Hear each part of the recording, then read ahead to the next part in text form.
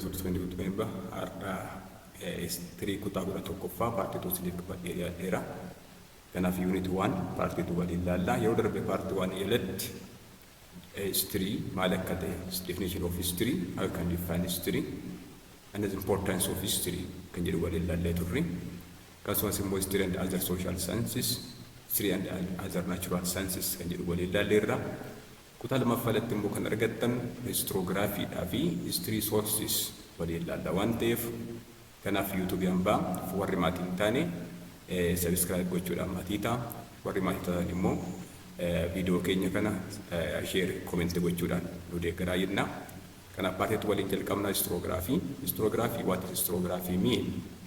Yeroo darbe maal jennirra history is derived from the Greek word historia. Historia mean inquiry or an accounts of one's inquiry jennirra. Again, historiography was the term historiography derived from Greek word. Two Greek words, histro, that mean history, and the graphy, that mean writing. Kanaaf jechi historiography, jecha afaan Giriikii lamarraa kan fudhatameedha. Histro gaafa jennu history isa jenne yeroo darbe keessatti, that mean inquiry, or an inquiry that mean investigation. Inquiries of one's account, that ministry. Graphy mean writing. Gaafa inni maal jechuudha? Barreessuudha. Kanaaf historiography mean history of historical writing jechuudha. Kanaaf historiography waa'ee sirna barreeffama akka historiin barreeffamu, akka historiin guddachaa dhufe, sirni barreeffama historii akka guddate kan qo'atu waan ta'eef kanaaf historiography ilaalla. So historiography jecha afaan Giriikii fudhatame ta'e hiikni jalqabaa maal jennaan? Historiography is the history of historical writing. According to historians, historiography means history of historical writing. Kanaaf seenaa akkaatti seenaan barreeffamu kan qo'atu maal jedhama kuni? Historiography jedhama. Again, historiography mean, in other words, a discipline dealing with method of writing history, including techniques of historical research and documentation. Kanaaf immoo historiography immoo gosa barnootaa yookiin immoo damee barnootaa ta'ee method of history writing mala ittiin history barreeffamu kan qo'atudha. Including technique of historical research mala ittiin seenaan yookiin immoo ittiin qo'annu search ittiin goonu, how to identifying the sources, how we can use sources, that mean method of documentation. Method ittiin immoo seenaan barreeffamu kan qo'atu maal jedhama? Historiography. So historiography, in other words, the historiography means the sense of the state of history. The sense of the state of history. Seenaan waa'een barnoonni waa'een seenaa qo'atu kan history of history, the state of history kan qo'atu kun maal jedhama? Historiography jedhama. Kanaaf historiography ni walumaa galatti wanta sadan of keessaa qaba. It is history of historical writing. It is a discipline dealing with the method of history writing, writing of history, method of writing history. Again, science of the state of history. Kanaaf isa kana ilaalleerra. The organized and the systematic state of the past emerged largely with the rise of civilization, particularly with the beginning of technique of writing. Kanaaf organized, systematic, and the systematic state of the past emerged largely with the rise of civilization. Keessayyuu sirni barreeffamaa bu'aa maaliiti? Bu'aa qaroominaati. Kanaaf the oldest writing system started with ancient Mesopotamian civilization. Kanaaf sirni barreeffamaa ni jalqabaa kan warra Mesopotamiyaa yookiin immoo Sumeriyaanotaati. Kanaaf organized systematic state of the past is the outcome of what? The outcome of civilization. Prehistory and history yoo darbe ilaalleerra waan ta'eef prehistory means history of human beings before the beginning of writing technique. History means history of human beings after the beginning of writing system. Writing system, in other words, the outcome of civilization. Kanaaf sirni barreeffamaa yookiin immoo history ni organized systematic study of the past. Maayirraa kan argameedha with the rise of civilization, particularly with the beginning of technique of writing. Kanaaf historiography illee waa'ee maalii qo'ata? Waa'ee history seenaa akkatti history barreeffamu qo'ata waan ta'eef sirni barreeffamaa recording about the past, systematic study about the past emerged with the rise of civilization. Kan jenneef isa kanaaf because history started with the beginning of writing system. Writing system, in other words, means the outcome of what? Civilization. Kanaaf waan ta'eef isa kana ilaalla. For example, the beginning of Western or European historical tradition is often associated with ancient Greek historian and Herodotus. Kanaaf seenaan barreeffama Europeanota inni jalqabaa yookiin immoo namni jalqabaa seenaa qo'achuu jalqabe father of history kan jedhamu yoo jenne irra Herodotus jenneerra. Kanaaf the beginning of Western or European historical tradition is often associated with the ancient Greek historian named Herodotus. Herodotus immoo kennee jiraate naannoo waggaa 484 hanga 425 BC keessa before Christ kennee jiraateedha. Kanaaf yeroo jalqabaatiif Herodotus kan inni barreesse, Herodotus wrote a long account, the stories of the wars between the Greek and the Persians. Kanaaf yeroo jalqabaatiif sirni barreeffama yookiin immoo seenaan Herodotusiin barreeffame kun maal jedhama? A long account stories jedhama. Or stories that mean histories, especially it is the wars between Greek and the Persians. Kana waraana warra Greekotaa fi warra Persianotaa gidduutu yeroo jalqabaatiif kan barreeffame waan ta'eef European history is the beginning of Western historical tradition started by Herodotus. Isa kan arganna, this person regarded as the father of history jennee yeroo darbe keessatti keessaa Herodotus seenaa barreessuu qofa otoo hin taane he first of all defined history from the Greek word. That means according to Herodotus, the term is derived from Greek word historia. Historia means inquiry. Ini namni jalqaba hiikatti kenne Herodotus. As a result, Herodotus known as the father of history. The second Greek historian, Thucydides. Thucydides means who lived circa 455 up to 440 BC. Kind of this person known as the successor of Herodotus. This person also the most famous successor of Herodotus namni kun immoo maaliin barree waan maaliin beekama he wrote the wars between Athens and Sparta, which was known as Peloponnesian War. Peloponnesian War means from 531 up to 408 BC. Kanaaf namni kun yeroo jalqabaatiif kan inni barreesse chronologically gaafa jennu sequence isaa eeggate again critically and accurately wrote about the wars between Athens and Sparta. Because of this person also known as the successor of Herodotus. Kanaaf kan inni jalqaba barreesse wal dhabdee yookiin immoo waraana biyyoota lama gidduu jiru. Eenyu gidduu Athens and Sparta. So we cannot Peloponnesian War written by a person called Herodotus. Thucydides. Because of this, history also developed by these two Greek historians about development of history. Around 1800, the method of modern academic history, historical study were developed, and the history became field of study in many schools. Keessaayyuu bara 18 duwwaa keessatti biyyoota Awurooppaa keessatti yeroo jalqabaatiif histiriin akademii barnootaatti kennamuu jalqabe. The method of modern academic historical study were developed. Again, history became a field of study in many schools around 1800, that means in the 19th century. So, for this one, this contributed by a person called Leopold von Ranke, the German historian. This person laid foundation for modern academic history. This person considered as the father of modern historiography. Herodotus called the father of history. A person Ranke was called the father of modern historiography because Ranke started that established history as academic discipline in Berlin University for the first time. As a result, this person called the father of modern historiography. Kanaaf barnoonni history akka gosa barnoota tokkootti akka barsiifamuuf gahee guddaa kan taphate historical method how to writing history somewhat established by a person called Leopold von Ranke, the Greek German historian. As a result, this person considered to be the father of modern historiography. History kan guddate keessaayyuu contribution namicha kanaatiin Ranke, in addition to Herodotus, Thucydides, Ranke also established history as independent academic discipline. As a result, for his effort, this person called the father of modern historiography. Kanaaf isa kan arganna key elements of any study of history. Nilamaffan waliin ilaallu key elements in the study of history. History ni mod elementi mataa isaatii qaba.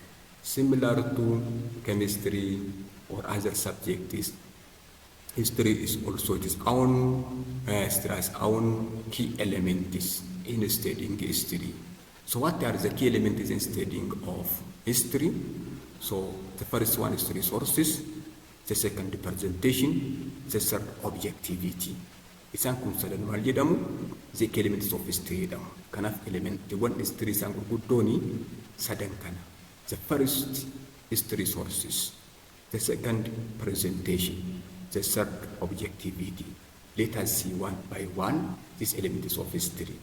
So, according to historians, or there is saying or proverb, no one can write history without sources. That means where there are no sources, there is no history. Maal jedhama? Bakka maddi seenaan jirretti seenaan hin jiru jechuudha. This indicates about the importance of sources. Because in history, every statement must be supported by evidence. Evidence is when you say history sources. Historians can use two types of sources. The first one, primary source and the secondary source. Kanaaf warri seenaa gaafa barreessinu madoo seenaas gurguddoo gosa lamatu jira. Isaan kunis madda seenaa sadarkaa tokkoffaa primary source, madda seenaa sadarkaa lammaffaa secondary source jettanii kan barattan. Kanaaf isaan kun maal jedhamu? That means first key element of history dha. Kanaaf gargariitti ilaallasa kana. A second element of history, interpretation of historical evidences. Kanaaf source arganne irraa the second step in interpretation is very important. What is interpretation of historical evidence? The first key element mean historical sources.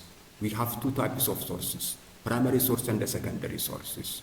Then after we collect our information or sources, the second step or the second element in study of history, that mean historical interpretation mean the second one. So what historical interpretation mean? Having a clear understanding of the originality and the meaning of our evidences. Source arganneerra jalqaba primary and secondary source jenneerra. Historical interpretation gaafa nu maal jechuudha? Karaa ittiin hubannoo itti arginu. Having clear understanding of the originality. Originality isaanii maal akka ta'e and the meaning of our evidences. Hiikuma madda seenaa keenya gaafa laallu kun maal jedhama? Interpretation of historical evidence jedhama. This means the second key element of history. The third, presentation. After historical interpretation, gathering information, then after that we have to understand our sources. We have to examine its originality, and we have to identify or especially give meaning to our evidences. After that, the third step means presentation. Presentation means the next step in the presentation of facts on paper or writing history in short. Kanaaf inni sadaffaani seenaadha barreessu. Barreessuunis maal jedhama?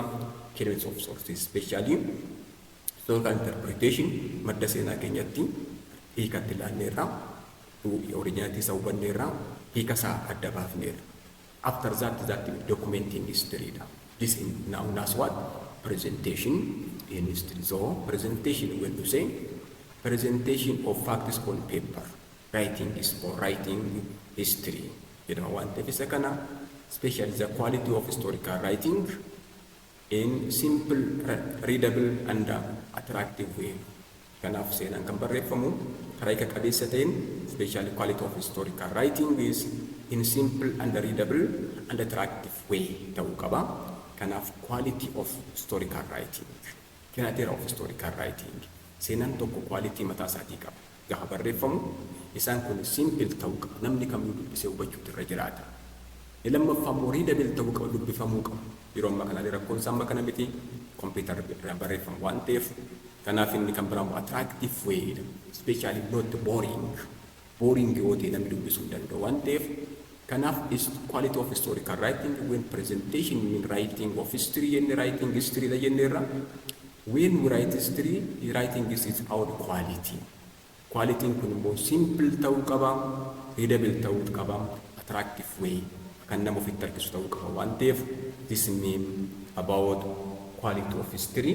This one is the most important one. The other one, when we come to The fourth objective of history means objectivity. Objectivity is one of the most important one in writing history. What does objectivity mean? Objectivity and subjectivity, two opposite ideas or terms in writing history. Objectivity is very important in history than subjectivity. Writing history in subjective way mean writing biased history. So historians also write history in objective way. That means objectivity mean identifying the real or significant facts based on a reliable primary source and also presenting what all facts say without any bias for or against. Kanaaf objectivity gaafa jennu seenaa tokko adda baasu yookiin immoo identify real or significant facts wanta ragaan jedhu tokko adda baasu. Erga adda baafneen booddee maal gochuudhaan presenting what all facts say. Wanta fact yookiin immoo maddi seenaa yookiin immoo ragaan seenaa jedhu sana akka jirutti barreessuudha. Without any bias, loogii tokko malee, any bias for against it mean objectivity. Because of this, in writing history, there are four important key elements. The first one is resources, the second interpretation of historical evidences, the third one presentation, the fourth objectivity. Kanaaf isaan arfan kun maal jedhamu? Elements of history jedhamu. Waan ta'eef isaan kan argattan jedhee yaada. Kan biraa kan nuti ilaallu method of writing jedhamu history keessatti. History maal of keessaa qaban? Methodology dha. History is a science. What makes history a science? History has own methodology. History science maaltu godha? History methodology mataa isaatii waan qabuuf. Kanaaf what does methodology mean? This mean rules, principles and procedure in writing history, in obtaining information and transmitting information or knowledge is known as what? Methodology. So history has its own methodology or method of writing, especially method of writing when you say the technique and the guidelines by which historians use primary source and other evidences to conduct research and then write histories in the form of account of the past. Kanaaf seenaa gaafa barreessinu about account of the past. That means our base is the past. History is study about the past. Kanaaf methodii mataa isaatii qaba. Kanaaf historians technique and the guidelines mataa isaanii hordofuu qabu. By which historians use primary sources and other evidence, secondary sources to conduct research. And then write history in the form of account of the past. This means method of writing. Method of writing is a kanargana. So practicing history, that means writing history. When you're practicing history mean writing history. When we're writing history, we are practicing history. When historians write history, they are also practicing what? History. This one is the most important one. Kanaaf seenaa gaafa barreessinu practice goona. Practice gaafa immoo seenaa barreessinu methodii mataa isaatii qaba. Method of writing jedhamanni kun. Kanaaf techniques and guidelines yoo hordofuu qabnu waan ta'eef isa kan arganna. Inni kunis immoo steppii mataa isaatii qaba. That in method is the major step in writing history. The first one, collection of historical information or evidences. Jalqaba maal goona? Ragaa walitti qaban.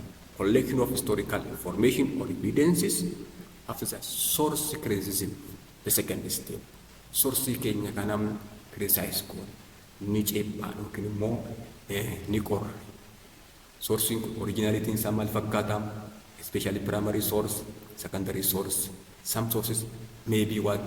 Or forged. Forgery ta'uu danda'u. To avoid forgery of sources, criticism is very important in history. Then collection of historical information. The second step in source criticism. The third interpretation. Interpretation mean give or that mean meaning is the kanam. Originality is what historical says, history says, or historical evidence says. That mean interpreted. Or interpretation is sasadafada in arfafan writing objectively. Seenaan gaafa barreeffamu objectivity mataa isaatii eeguu qaba. Subjectivity gaafa ta'u maal jechuudha? Writing is as you, the interest of historians without identifying opinion and historical facts or historical evidences.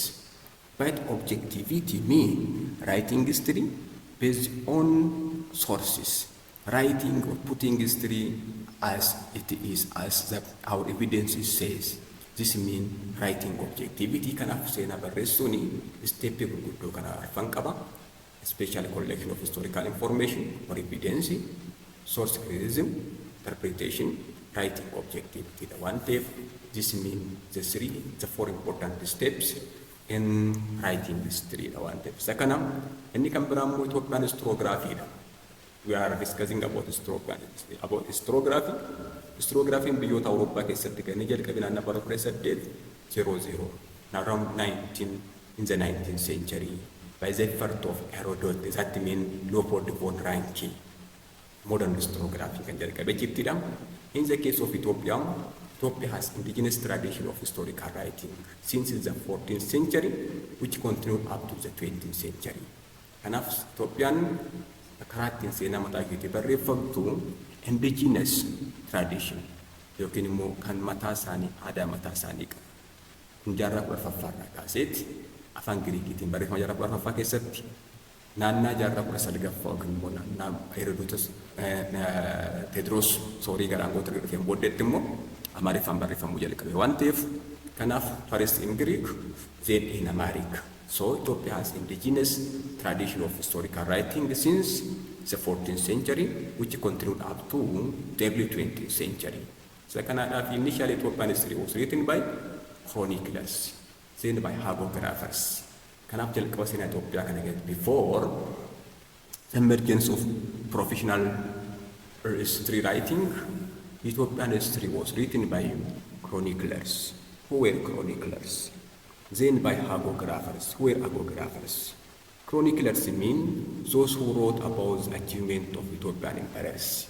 Chroniclers mean those who wrote history of kings. Those who wrote history of kings were in Ethiopian history, they were called chroniclers. Their work is called chronicle. Chronicle jechuun hojii warra chronicler city.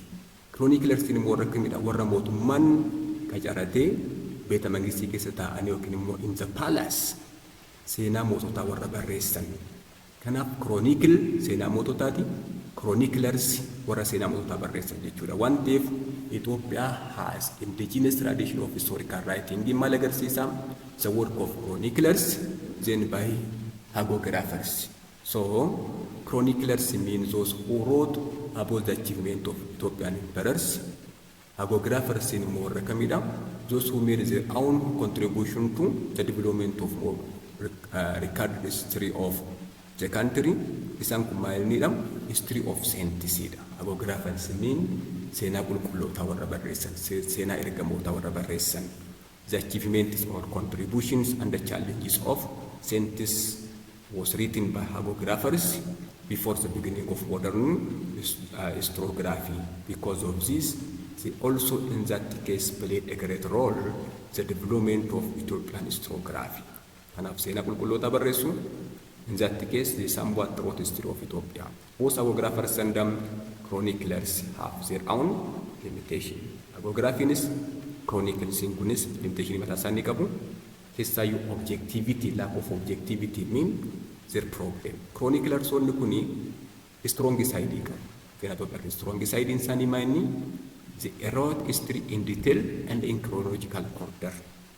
But they also mainly focused on what history of kings based history. So they also, their work somewhat lacked objectivity. The same as true of hagiography. Hagiographer only mo malbarresu, history qulqulloota, history of saints, kan qulqulloonni, their contribution, achievements, challenges of saints, barreessu garuu rakkoo mataa isaanii qabu isaan kunis. They wrote everything the dimension of what? Religion. Waan hundumayyuu karaa kamiin barreessu? Karaa amantaatiin. Kun immoo isatti beekamu mana amantaa ortodoksiitti beekamu waan ta'eef religious viewdha kan isaan barreessanii. That mean both hagiographies and the chronicles have their own limitations. Limitations isaanii guddaa maalidha? Lack of objectivity. Writing history mean in objective way. It's the most important one history. Kana fakkaata Inni kan biraa in European history, in Europe, Ethiopian study was founded in the last quarter of the 17th century by a German historian named Job Rudolph. Kanaaf seenaa Itoophiyaa kan barreessu jalqaban bara Itoophiyaanotaa miti.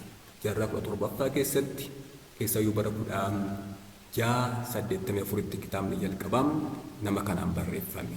Kanaaf Ethiopian study was founded out of Ethiopia in the last quarter of the 17th century by a German historian named Job Rudolph from 1624 up to 1704. Rudolph wrote the first modern history of Ethiopia, which was published in 1684. Kanaaf namni kun afaan Jarmaniitiin German historian kan ta'e kun yoo jalqabaatiif Historica Ethiopica jedhee kan inni barreessedha. In English, the first modern history of Ethiopia. Kanaaf kunis kan maxxanfame bara 1680 first modern history of Ethiopia. Garuu namichi kun afaan Jarmaniitiin barreessedha Historica Ethiopica. That means in English, the first modern history of Ethiopia was written by a person called Job Rudolph. This book published in 1684. So, Ethiopian study started out of Ethiopia. Again, after the middle of the 19th century, several other Europeans took part in Ethiopian study. Keessayyuu missionaroonni seenaa Itoophiyaa barreessaa turanii, foreign writers kan jennuun kanam. Their problem was lack of sufficient knowledge about Ethiopian reality, especially the political and the cultural reality of Ethiopia. Sirriittiin beekaniif kanaaf Ethiopian history, Ethiopian history writers also appeared towards the end of the 19th century. Keessayyuu after 1960s with the establishment of the first university college, what is now Addis Ababa University, then the first university college opened in 1960s. Kanaaf jaarraa digdamaatii professional writers hin jalqabaniiru. Haa ta'u malee traditional writers immoo dhufaniiru. Jaarraa 19ffaa keessatti like Alaqaa Taayyee, Alaqaa Sima Goorgis, like Bilaataa Geetaahuurii Waldasillaasee, like a person called Yilmaa Dheeressaa and others throughout Ethiopian history around the 19th century.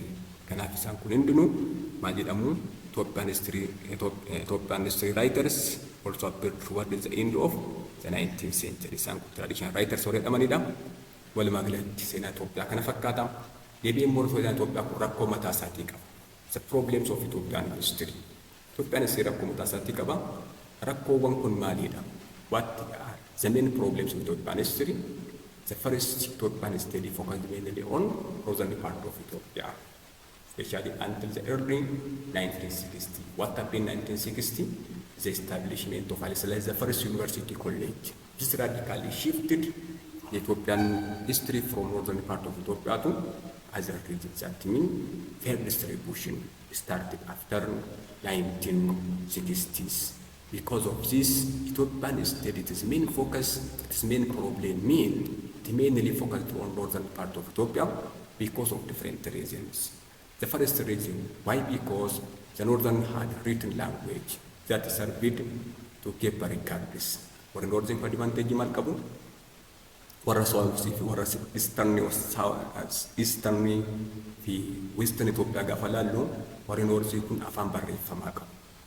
Afaan barreeffamaatiin bakka like first of all Saabaan, like Greek, Gi'is, then Amharic.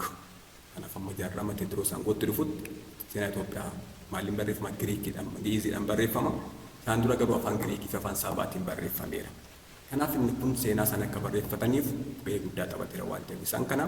The second reason, ancient Greek, Roman and Arab writers had left important information about the region because the northern part of Ethiopia was the seat of that mean the central government.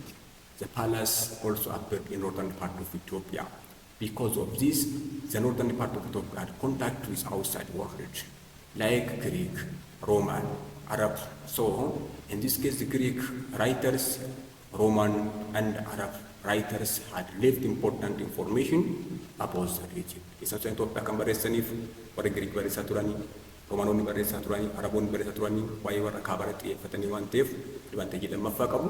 Nisadafan several sources on the Christian kingdom are also available in the Egyptian Coptic Church archives. Since its ancient point, Ethiopia had relation with ancient Egyptian. Kanaaf Itoophiyaan durirraa kaasee warra Egypt fa'aatti dhufeenya qabdi. Keessayyuu manni amantaa Ortodoksii immoo walitti dhufeenya guddaa until 1958 with the Egyptian Alexandrian Coptic Church. Keessayyuu bara 1958 mana amantaa Ortodoksii Itoophiyaa kan hoogganan Egyptianota Alexandrian Coptic Church kan jedhamu. Kanaaf in that case because of relation based on religion between Ethiopia, northern part of Ethiopia and the Egyptian Alexandrian Coptic Church, we have also gained information about Ethiopia in the Egyptian archives. Keessayyuu archive mana Egyptianota biratti baay'ee argama. Kun walitti dhufeenya Itoophiyaan karaa amantaa warra Alexandrian Coptic Church faana qabduudhaan kan ka'edha waan ta'eef sababa arfaffaa sadaffaadha. The northern provide archaeological sources for the study of history of the region.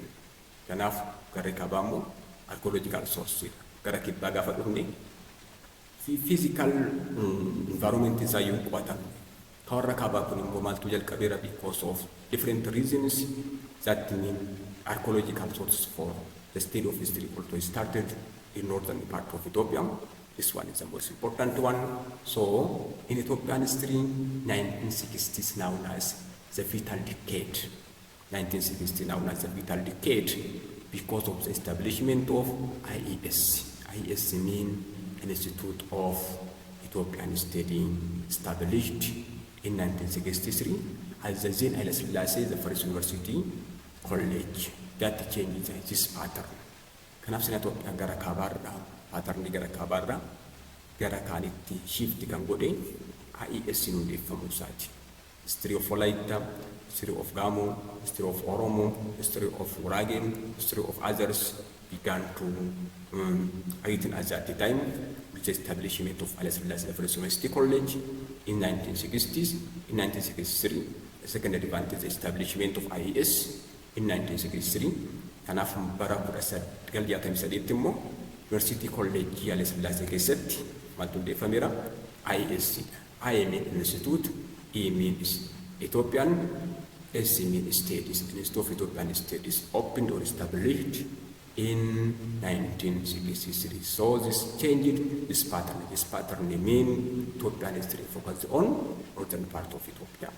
Then changed this pattern kan jedhu gara kaabaarraa gara seenaa warra kaanii barreeffamuu jalqabe waan ta'eef isa kan arganna. This means about Ethiopian history. Then what is South more concerning mine? South in maal qabu even available physical remains were not studied. Yet studied keessayyuu waan hundi jaamul'atu iyyuu hin barreeffamne. Kanaaf warri South kun maali rakkooni afaan barreeffamaan jiru no balance of source between north and the south, palaces, churches and others available in northern part of Ethiopia but not in southern part of Ethiopia. So even available physical remains were not yet studied in of the south and southern part of Ethiopia. That is another problem in southern part of Ethiopia. Few Europeans attempt to penetrate to the southern part of the country. Keessayyuu seenaa Itoophiyaa kan barreessan jalqabama jenneerra chroniclers, then hagiographies, then foreign writers. Foreign writers yeroo hundumaa kan isaan dhufan gara kaabaa dhufu. Simannaan kan taasifamuuf from kings mootota biraa waan ta'eef the attachment, the strongest attachment with northern part of Ethiopia than southern part of Ethiopia. So few Europeans attempted to penetrate the southern part of Ethiopia, the country. Isaan kun gaafa dhufan immoo maaliin qabani? They have no sufficient knowledge about the political and the cultural reality of Ethiopia. This means the main problem in southern part of Ethiopia. The third one, the south had no written language. Kanaaf warri kaabaa kun immoo afaan warri kibbaa kun afaan barreeffamaan qabanidha. Gara kaabaa Itoophiyaatti seenaan kan barreeffamu first by Greek, by Saban, by Ge'ez and Amharic. Later on, after the rise to power of Tewodros, Amharic also began to use that mean writing language to write Ethiopian history. Tewodros ordered the writers to use Amharic. Then southern part of Ethiopia no written language. Afaan barreeffamaa jiraachuu dhabuusa. So they had no kept records of its past. That means another problem of southern part of Ethiopia. The fourth one, there was lack of sources of history. Lack of source of history. Gara kaaba Itoophiyaa gaafa dhufnu already traditional that mean what was available oral tradition ifa jira. Isa kana barreeffamus immoo afaan barreeffamaa jiru. Then there was lack of what sources of history. Gara kaaba Itoophiyaa dhaqnee church hin jiru, palace hin jira, as well as archiving gara jira, even archaeological evidence hin jira. Gara kaaba kibba Itoophiyaa gaafa dhufnu kun hunduu jiru. Waan ta'eef isa kanaaf seenaa Itoophiyaan jalqabam rakkoommanni Itoophiyaan steady focused mainly on northern part of Ethiopia. I mean the first main problem Ethiopia because of this important for reasons. Worried south in Bogapi Sankapu Sakanada. The second problem of Ethiopian history mean imbalance of sources between north and the south. Kambra rakko Ethiopian guddan seenaa Ethiopiaan guddamani maddi seenaa wal madaaluu dhabuu isaatiif kaabaa fi kibba gidduu there was imbalance of sources. Northern part of Ethiopia akkuma dura jedhee palace hin jira, archive hin jira, keessaayyuu archaeological evidence hin jalqabeera, church keessa wanti garaa jira. But in northern part, southern part of Ethiopia, no availability of sources. Because of this, the imbalance of sources mean the main problem of Ethiopian history between north and south. Again, lack of comprehensiveness. Comprehensiveness, another problem with Ethiopian history. What does comprehensiveness mean? Comprehensive history mean which include political, social, economic, and the cultural history of one country. This is known as comprehensive history. What's the main problem with Ethiopian history mean? Lack of comprehensiveness. That means most of the study focused on political history of the country. Kisa usina Ethiopia kambaresa wana kama yendera chroniclers. They mainly focused on the history of kings. In that case, they wrote more about politics, political issue, political history. Again, few in economic history. There are none in social and cultural history. Renku waa'ee malee barreessanii baay'inaan political history sirriitti barreeffame Itoophiyaa keessatti seenaan dinagdee Itoophiyaa immoo xiqqoo barreeffameera. Totally they ignored about social and cultural history of Ethiopia. So this indicate about lack of comprehensiveness. Comprehensiveness is the main problem. Lack of comprehensiveness is the main problem. Ethiopian history, comprehensive history. Gaafa jennu maal of keessaa qabachuu qabam political history, social history, cultural history, economic history qabachuu qaba. Itoophiyaa garuu maalirratti xiyyeeffate political history dha, few economic history dha, ignored about social and cultural history dha. This means the main problem of Ethiopian history. The third, the fourth, lack of objectivity, especially the work of chroniclers. Chroniclers of Christian kings, their main problem was they wrote history based on their opinion, based on their interest. They wrote biased history. So, lack of objectivity means the main problem of Ethiopian history. They wrote in subjective way as their interest. Kanaaf seenaa Itoophiyaa gaafa barreessanii objectivity maal jenneera? Objectivity mean identifying real facts. Then writing information based on what the fact says without any bias for against it. This means objectivity. Again, the main problem of Ethiopian history mean lack of objectivity. Kanaaf many scholars made bias in favor of what? Their attachment. Kesa use scholar on gaafa dhufan warra North simata chroniclers mootota akka carata attachment isaanii faana lamaan isaanii iyyuu with kings. So they wrote history in subjective way, in based on their opinion. So this indicate lack of objectivity, the main problem of Ethiopian history. The fifth and the last one, lack of sufficient knowledge. Kesa iyyuu namoonni seenaa Itoophiyaa barreessan warra adiidha yookiin immoo warra alaati. Isaan kun immoo maaliin qabanii beekumsa waa'ee biyyattii sirriitti hin qaban. Lack of sufficient knowledge on political, social, cultural reality of the country. Especially this means indicates the work of what? Foreign writers. This means the main problem in Ethiopian history, Ethiopian historiography, kana fakkaata. Walumaa galatti amma kan laallu immoo source of history dha. Source of history gaafa in Ethiopian history historians use two types of sources. There are two main types of sources. These are primary sources and secondary sources. Walumaa galatti maddoota seenaa sadarkaa lamatti bakka lamatti qoodamu madda seenaa sadarkaa tokkoffaa primary source, madda seenaa sadarkaa lammaffaa secondary source kan jennee ilaalluudha. So what's the difference between primary and secondary sources? Primary sources have direct relation to the event they describe, especially both in time and space. This primary source kun wanta ibsan sana kallattiidhaan ibsu. So they have direct relation to the event they describe both in time and space. Why? Because they came directly from period under study, because they are nearer in time and place to the event under investigation. Kanaaf primary source kun maayini maalta adda godha secondary source irraa direct relation qabu warra ibsan sana faana ta'ee ibsan sanam kallattiidhaan ibsu. Kanaaf maal jenna primary source have direct relation to the event they describe both in time and space. That means because they came directly from the period under study, kallattiin yeroo qoratamu irraa fudhatamu waan ta'eef, kallattiin immoo yeroodhaanis bakkaanis waan ta'eef sana kallattiin ibsu waan ta'eef primary sources direct relation qabu waan ta'eef isa kanaadha. What are the examples of primary sources? Monuments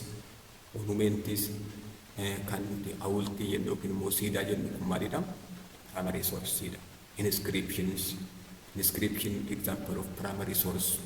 Isaan inscriptions gaafa jennu for written informations kanaaf isaan kun primary sourceidha. Kan bira coins, santimoonni primary sourceidha. Letters, example of primary sourceidha. Diaries, example of primary sourceidha. Diaries gaafa jennu namni tokko seenaa guyyaa guyyaatti kan ofiisaatti barreeffate yoo kaawwate this means diary primary sourceidha. Waa'ee namicha sanaaf waa'ee nama sanaaf kallattiin ofii barreeffate waan ta'eef diary mean yaadannoo guyyaa guyyaa namni ofiisaatti barreeffate kaawwatudha. This mean primary source. Memoirs, primary source. Chronicles, ministry of kings jechuudha yookiin immoo seenaa moototaatiin primary sourceidha. Palaces, masaraa mootummaa yeroo baay'ee primary sourceidha. Document of contract and agreements, written documents, document of contracts, agreements, document wan walii galte wanti kontraatam isaan kun primary sourceidha. Photographs, primary sourceidha. Photographs in example of primary source. Ruins of buildings, for example the palace of Kumsa Moroda, the palace of Abba Jifar of Jimma, the Fasilides castle, or this mean ruins of buildings, example of primary sources. Films, historical films, not all films, historical films are sometimes primary sources. Again, eyewitness accounts. Eyewitness accounts, namni tokko ijaan kan arge kan nutti himu kun maal jedhama eyewitness accountidha, primary sourceidha. Manuscripts or handwritten materials. Garaagarummaan manuscriptidha fi inscriptionii maalidha? Inscriptionii primary sourceidha jenneerra keessaayyuu information written on stone. Kanaaf bifa bocaatiin bahee dhagaarratti barreeffamni kun inscription jedhama. Manuscript jechuun immoo handwritten materialsidha. Waajjira keessa dhaqxanii kan argattan. Isaan kun maal jedhamu example of primary sourceidha. Isaan kun primary source irratti ramadamu walumaa galatti. For example, this mean primary sources. The palace of Abba Jifar of Jimma. Coins, Izanas, coin. This mean example of primary sourceidha. That mean what we can say archives. Archives gaafa inni isaan kun maayidha example of primary sourceidha waan ta'eef walumaa galatti primary sourcein kana fakkaata. The second one, secondary sources. Iddoo seenaa sadarkaa lammaffaadha. What make different primary sources, secondary sources from primary sources? Primary sources have direct relation to the event they describe, both in time and space. But when it comes to secondary sources, do not have direct relation to or needed to the event they describe. Kanaaf wantoota ibsan sana kallattiidhaan miti kan isaan ibsan. Kanaaf direct relation qaba waan ta'eef that in most of them are historical reconstructions. Warreen kun warra kamidha? Warra barreeffamanidha. Immoo si'a lammaffaa deemanii kan barreeffaman ta'uu danda'u. Kanaaf firaa secondary sourceidha. Kanaaf fuulootti have direct relation or needed to the event they describe. Most of them are historical reconstructions. Examples of primary sources are history books, plays, novels, articles. Isaan kun maal jedhamu? Primary sources. Again, in addition to primary and secondary sources, we have also oral sources. Oral information. Oral information, oral sources could be taken as either primary or secondary sources. It's oral information or oral Sourcing kun maal ta'uu danda'u? Lamaanuu ta'uu danda'u. Jalqaba maal jennee there are two types of history sources, primary and secondary sources. At the same time, oral sources could be both taken as either primary or secondary sources. At the same time, gaafa yeroo tokko otoo hin taane oral sources lamaanuu ta'uu danda'a jechuu barbaanneeti. Kun immoo barbaadeetani. Sababii kanaatiif when it could be primary source, when it is eyewitness information is the primary source. Namni tokko dhaqee ta'ee kallattiin ija isaatiin argee yoon itti mawoote eyewitness accountii ta'a primary source ta'a gaafsa. Hearsay yoo ta'e immoo namni tokko nama biraarraa dhaga'ee dabarsa yoo ta'e but information recounted by informants who obtain information from other sources or hearsay dhagaanii dabarsuu danda'u. Hearsay mean dhageessitee kan dabarsu maal ta'anni kuni secondary source ta'a. Kanaafi addition to primary and secondary sources, oral sources or traditions could be both primary and secondary sources in different ways, especially eyewitness information yoo ta'e primary source ta'a. Namni tokko ija isaatiin argee yoo ta'e ta'ii sana primary source ta'a. Nama biraarraa fudhatee immoo hearsay dha hin dabarsa yoo ta'e immoo maal ta'a secondary source ta'a. Waan ta'eef source walumaa galatti isa kana fakkaata. Kanaaf source kana finally source gaafa fayyadamnu according as historians critical examination of sources is very important. Source keenya evaluate gochuu qabna. Evaluate primary sources ta'uu danda'a, secondary sources ta'uu qaban, maal ta'uu qabna, reality isaa very important for establishing their authenticity or originality and for clear and deep understanding of their meaning and essence. Kanaaf source tokko otoo fayyadamin duratti evaluate gochuu qabna. So all sources are somewhat subject to critical evaluation. This means primary source evaluate gochuu qabna. For example, letters, sometimes forgery, to avoid forgery of letters. Again, originality isaanii test gochuu qabna. Deep and understanding isaanii akka isaan sirriitti beekuu qabna. Waan ta'eef critical evaluation or examination of sources is very important. Kanaaf haadha kana isinii qabadhee paartii 2 kana fakkaata. Yeroo ta'an immoo paartii 3 grade 11 irratti isiniif qabadhee dhiyaadha. Predation history. What's predation history or dating history jettanii kutaa 9tti kan barattan isa kana waliin ilaalla. Kanaaf gama keessaniin YouTube hambaa keenya subscribe warri subscribe godhaa. Warri subscribe godhan immoo share comment gochuudhaan jabeessaan jedhama. Galatoomaa.